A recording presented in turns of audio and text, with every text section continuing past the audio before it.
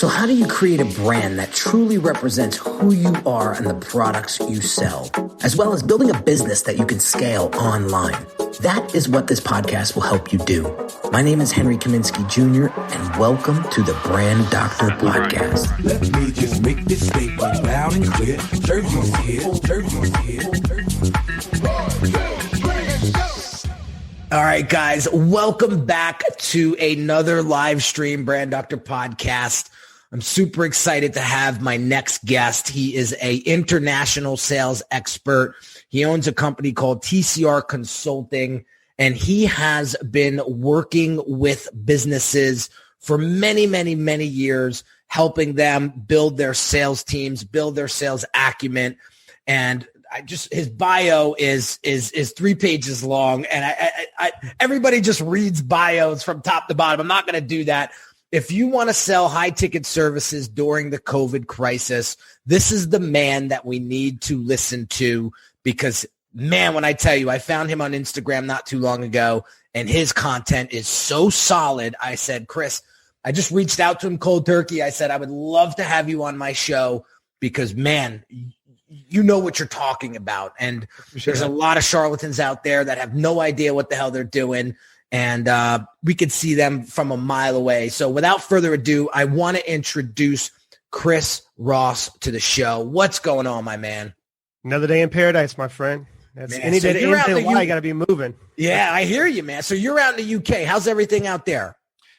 Pretty much, I think, just like everybody else in the world, it's pretty much panic and shut down. I mean, you got people walking around with masks and like a bubble boy looking like when they're walking around outside. You can't stay around outside too long, but I mean, it is what it is. It's all perception. We'll get into that, but I appreciate, reaching out to me and having me on your show.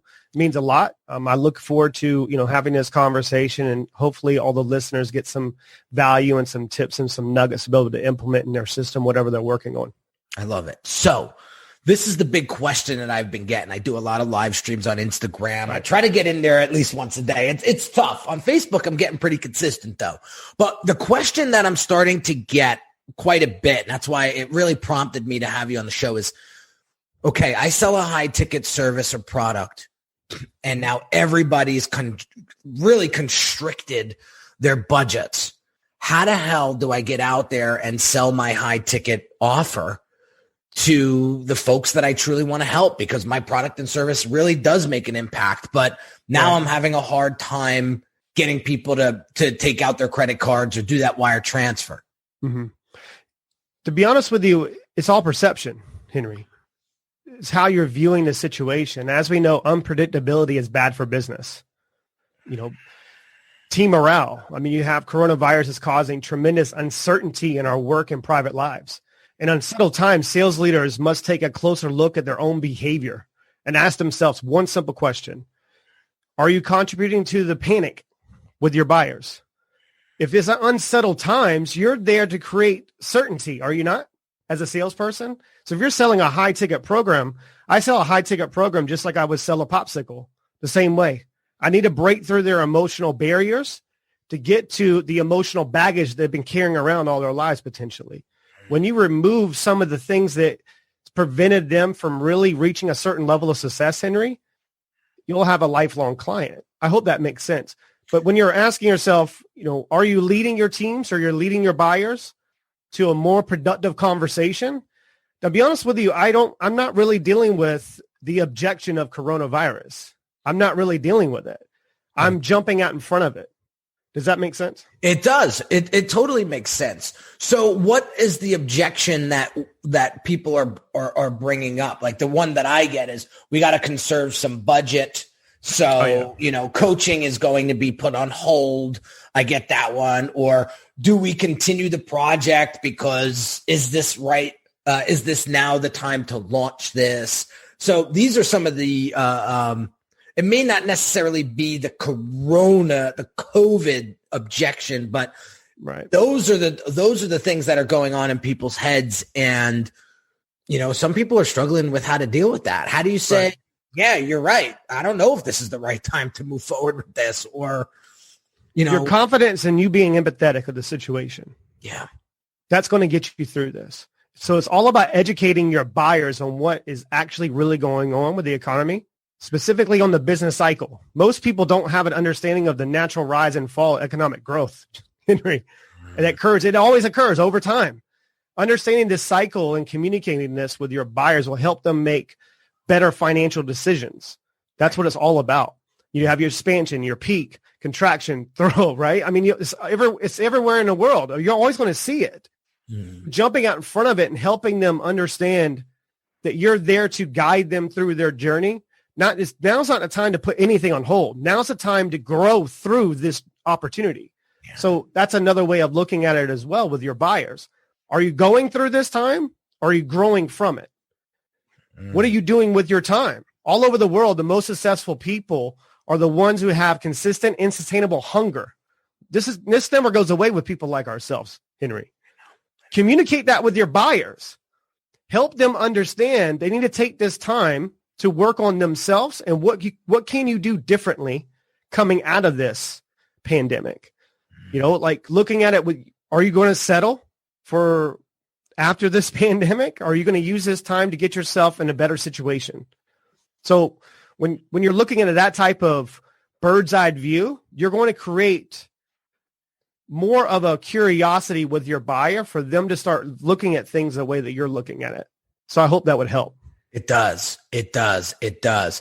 I know there's this meme floating around on the internet that's saying, if you haven't picked up a new skill set, if you haven't done this, if you haven't done this, you don't have a time issue. You have a discipline issue.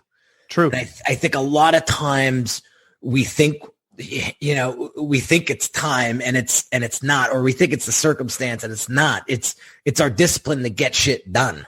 It's true. I'll be damned if I sit here for the next 60 days and put my head in the sand and wait for this to go away. Like that's not how I'm built. And I notice a lot of the folks that are stable are seeing this time as an opportunity, and the folks that haven't quite prepared themselves for something like this. Now, you may ask me, how the hell do you prepare for something like this? This is something so unprecedented we never saw in a million years, right? All I'm saying is, what does your cash reserves look like? Right. Like it's a good point. Right. The folks that have a decent amount of cash reserve aren't as scared, if you will, or have that scarcity mindset as some of the folks that did not prepare. So, I don't want to go off too off on a tangent here about that, but I want to get back into creating that confidence to sell during this time, because I think another objection people are having, or it's not an objection, it's a feeling, is now the time to sell. Of course. Now's the time to invest. People are running for the hills. That's when you invest. Invest in yourself, invest in other opportunities, whatever it is. The best attribute for a salesperson to have is confidence. So the biggest question is, Henry, how can you teach a salesperson to develop the confidence to sell anything at a high level? That's always going to be the question. So do you know how to be confident? It's usually my first question with a younger salesperson, or maybe they've been in a game for 40 years. They're looking for a different way of doing it. I mean, do you know how to feel powerful when you're in a sales encounter, face-to-face or on the phone? What about being in a sales call and it's literally irrelevant to what a person comes back with when you ask a question, because you've been there before? That's the type of confidence you need to have. You're not only going to make the sale, but you're going to change the way they look at life. And you're going to develop such a high level of rapport, Henry, that you're not only going to help them make a better decision, they're going to convince themselves without you selling it or jamming it down their throat. Does that make sense? It does. I love your trial closes, by the way. Right. Yeah. Right. So the effect that you have to understand, it's not about always the, dollar signs or product or services or whatever it is. Yeah. The effect you have on others is the greatest currency you can ever have. So that comes within, does it not? It does. So when you're going out there listening to this, and you're maybe the ones who are listening to this now, when you go to try to implement some of the things that we're talking about, it comes within you. Because it's not about a proven strategy or a sales pitch. I don't pitch people. I don't need to pitch you. I need to break through and figure out what is going on in your current situation and how can I help you? So let me ask you this, Chris. Is there any specific line of questions that you ask prospects or can ask prospects during this time to help, identify, explore, and understand what some of those objections may be, or where their stick points or chokeholds are. Right. You can't complicate things. Agree. Just have a normal conversation. The person you're having a conversation with, they put their pants on just like you do. I love that. So break through their emotional baggage, break through, have a connection. You're looking for connection, especially with people, in uncertain times. All they're looking for is stability. They want to know what's going on. So have a conversation, be an open ear. You can lead with, are you taking the time now to focus on you, or are you focusing on the things you can't control? And then they'll open up. If you're asking a lot of, open-ended diagnostic questions, you'll penetrate to the core and the root of a potential problem. You need to discover a problem first. What is the problem? You don't need to tell them the problem, because that's going to create tension. Salespeople don't like tension on the phone. I love it, because now I know I'm breaking through the layers and getting to the core. Yeah. Most people don't have the emotional intelligence to understand what's going on in the human brain when you're talking. There's 3 conversations going on right now inside your head, Jeremy. Henry, sorry. There's 3 conversations. There's a point of view conversation. It's from one point of view. You got an egotistical conversation. You're going to get caught up in your own emotion, your own ego. I don't want to do this. Why am I going to listen to this guy? They're not going to be inclined to listening to you. Does that make sense? Then you have that conversation of the emotions, because emotions creates action. That's where action comes from, is the emotional side of it. Then you tie in the logic to it. And I don't want to get too far off a topic, but it's literally as simple as you asking questions. Have a normal conversation. See what's going on in the world, but you need to structure your questioning and the framework to get to the narrow in on your questioning. Don't just ask a broad question. Hey, what led you here, Jeremy? Or what led you here, Henry? What led you here, Sarah? No, that's too broad of a question. Yeah. Like, when you put your credit card information in and you decided to take action on this product and service, what was going on in your world that day? Do you see how that's different? Yeah. I want to go back to that emotion. What led you to take action? So then you're going into their world. It's kind of like this. I don't like to use a lot of video when I'm having conversations individually with a prospective client. I don't. I want them to hear me and use their senses. Interesting. See, I do a lot of Zoom because I want to see them, because I want them to see me, and I want to see them. Group meetings are always going to be video. Group meetings, I want them to see that I'm a real person. Yeah, of course. But I can control a group meeting. If I take you off of mute right now, and I don't know you from a can of paint at all, I don't know how I can direct that response, because that response that you're going to have could affect every other person that I have on the line. But when I'm going to have an indirect, direct conversation with you, I'll pull you off to the side and have a phone call, because I want you to use your senses. I want to be able to use my senses as well, because your brain is the most powerful thing you can ever possess. Yeah. Because most people they'll do is they'll have on Zoom or a video and they'll look at their paper and try to read the questions. Is that going to make an impact? No. It's not about the questions. It's about the connection and how well you're listening. People say salespeople never listen. But that's where people like myself really benefit from understanding what's going on in their mind. Like when they tell you, I don't have the money, I don't have the time, I don't have this, I don't have that, I got to call my friend, I need to talk to my dog named Danger. What they're telling you is they don't trust you yet. You didn't break through. Stop asking for them to do something they feel uncomfortable with. Why do they feel uncomfortable? Ask that question. I'm sensing, Henry, that you're getting a little uncomfortable. Can you share with me some of the things that, or maybe past experiences that's put you in a similar type of feeling before? I need to figure you out. That's how I'm going to make more of an impact. Now, you wouldn't say I got to figure you out part, but no, I'm going to say I need to figure out what's going on in your world. Yeah. I think tell me what's going on with you. Yeah. I think people people get timid, or they get afraid to ask those questions because they're afraid to get a response they're not ready for. Just two sides to that. I believe it's the confidence level and not knowing what to do with them. It's kind of like opening up Pandora's box or opening up a can of worms. Like, okay, I don't know what I'm doing now. And now it's going to cause tension and they don't know how to drive the conversation to something positive. A couple things and maybe some, tips for people listening into this. If you're a phone salesperson, especially right now, with this pandemic going on, write down what they're saying to you, all the negative things and all the things that, you're sensing on a call. Write down all the negatives, but only have them write down something positive because you need to re-anchor that emotion with something different. Lead them to making a better decision.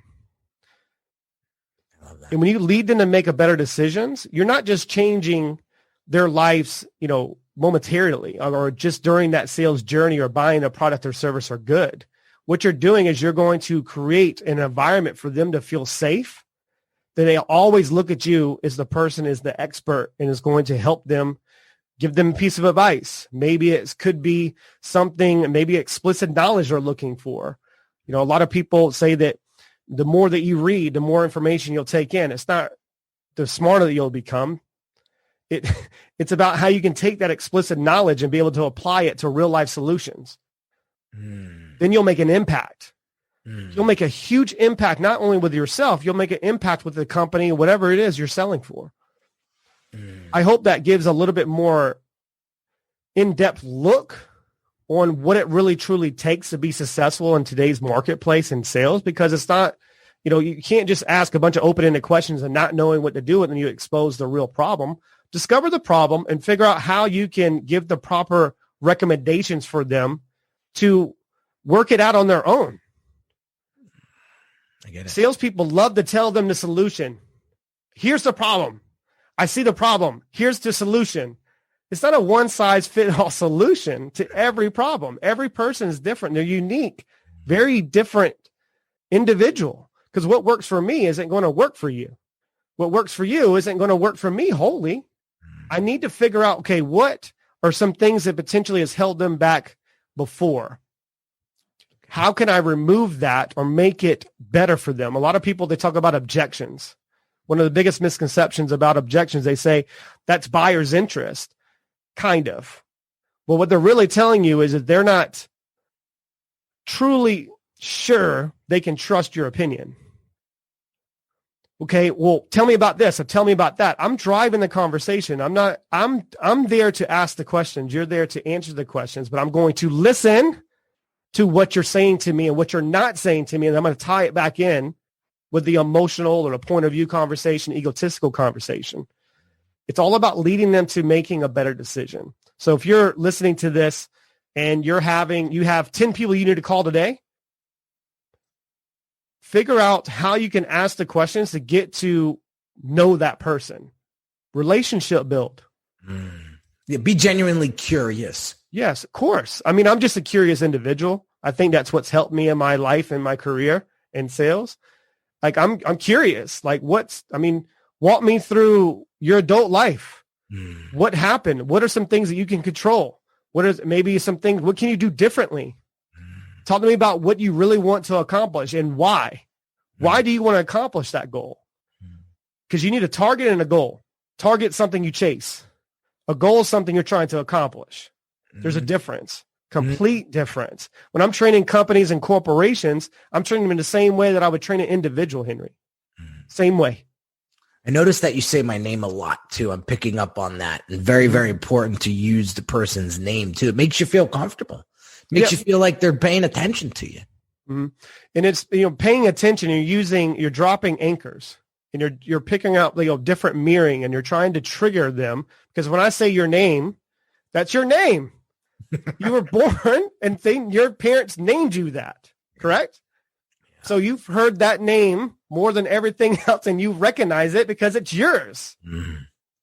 And it also, when you're looking at it in that type of way, if you do this correctly and you do it properly and you do it with the right intention, right? Because that's where my ethics come in. I'm the most ethical seller, I believe, in today's marketplace when you're looking at a high-end type of program, because I'm going to give them the real talk. Yeah. I'm not going to tell you the stuff that's going to make you buy something. I can give a crap about the product and service because the solutions will always change.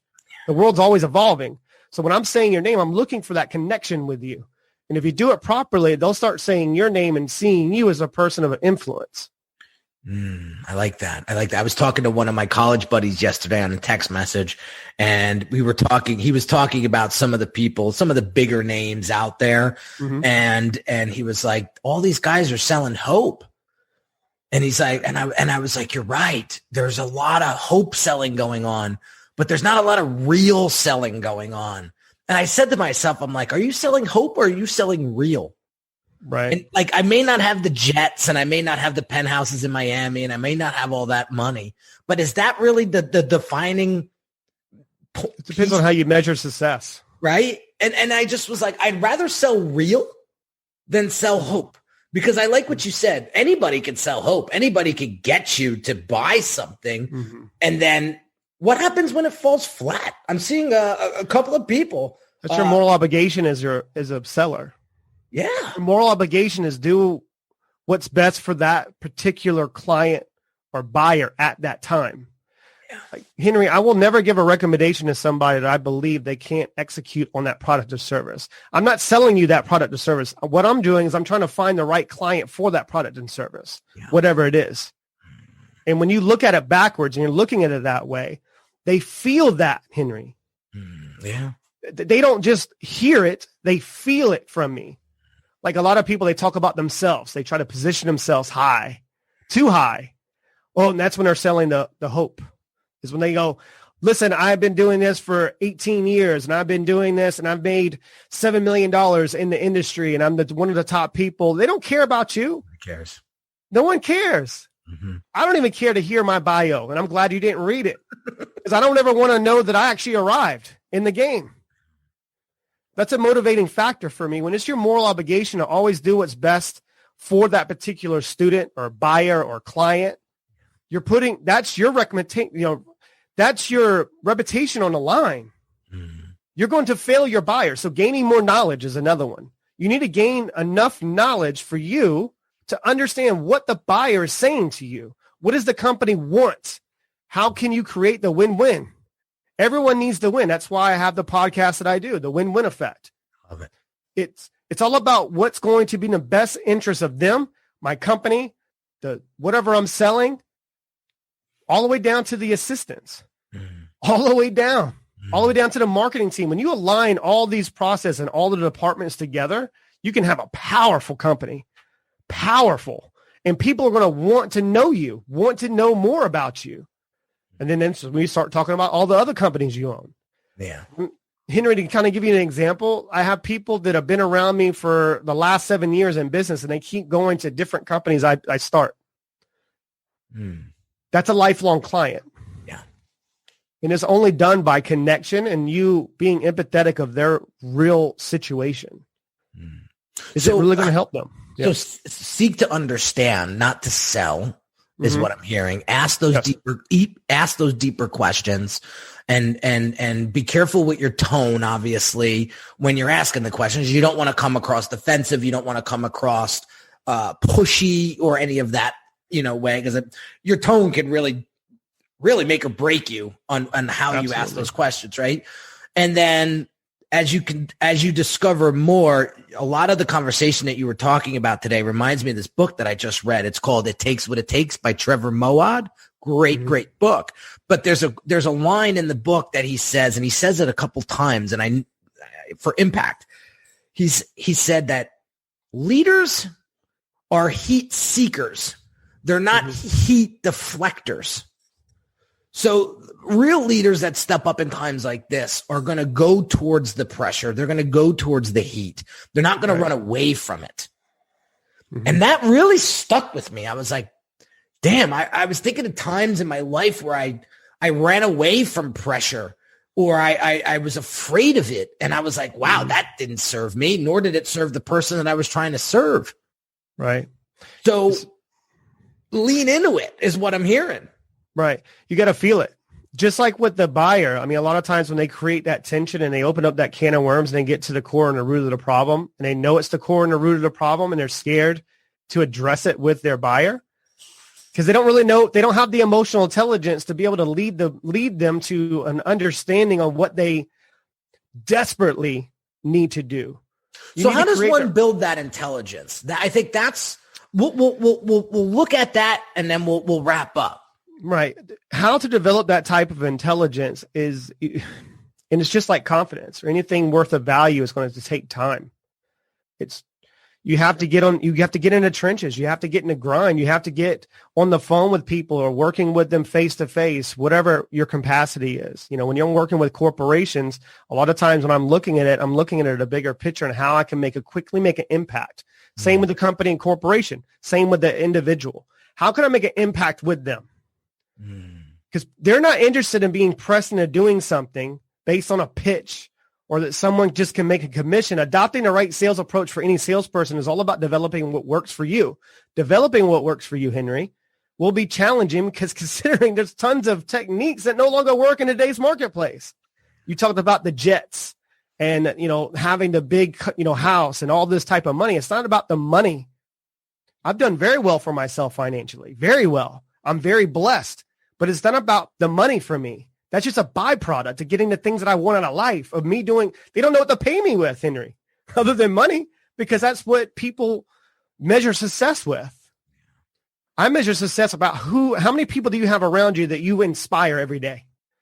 Yeah. Do they inspire you? Yeah. You got people that have been around the game for a long time and, you know, been sold 30 years ago with these methods and techniques and pitches. They can't do it in today's marketplace. You have to be able to be humble enough to explain to people that, listen, clients that I work with don't have these type of issues. I need to get you up to my level for me to recommend you for that product and service. So what does that mean? That's where you dig into them and figure out, okay, how can I get them up to the level and ready to be able to purchase the product and service? Because I take it away from you right at the beginning. I take it completely away from you. You no longer have the power to enroll or buy whatever I'm selling until I think you're ready for it. It takes a lot of confidence to do it that way because most sales trainers don't wholly break down how to teach under the understanding of the personality types. If you want to learn anything about sales, study the human brain. Don't read books about pitches and sales no, don't read that stuff.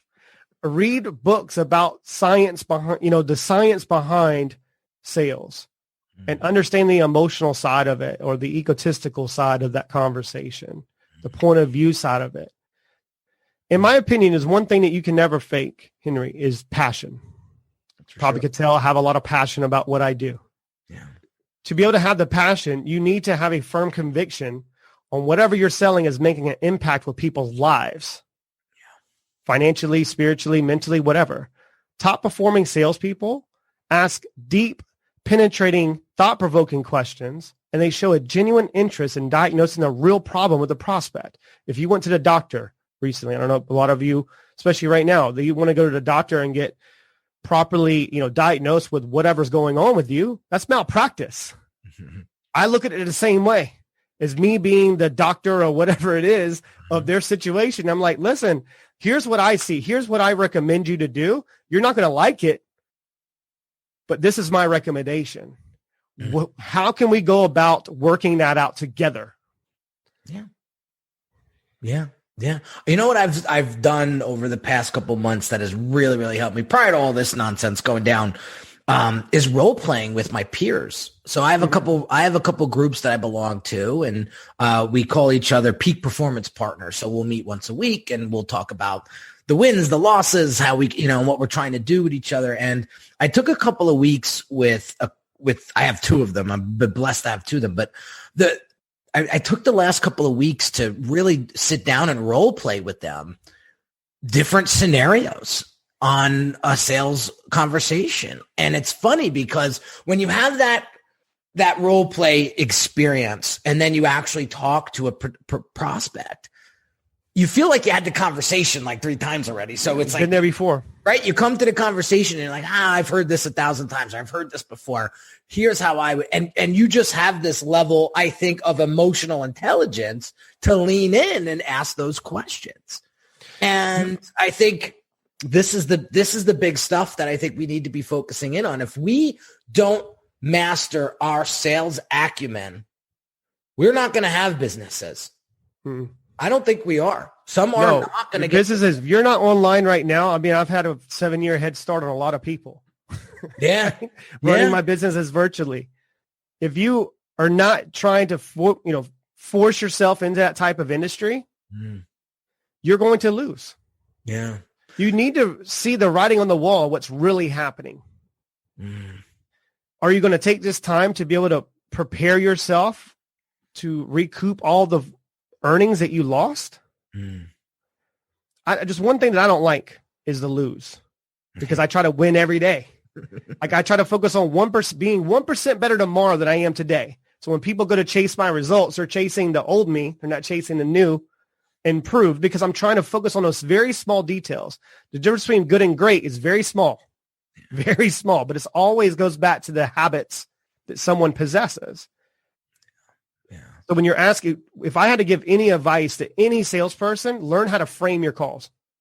How do you frame the next encounter? How do you frame the next thing that you want to go to when you're having a conversation and driving the conversation into a productive phone call?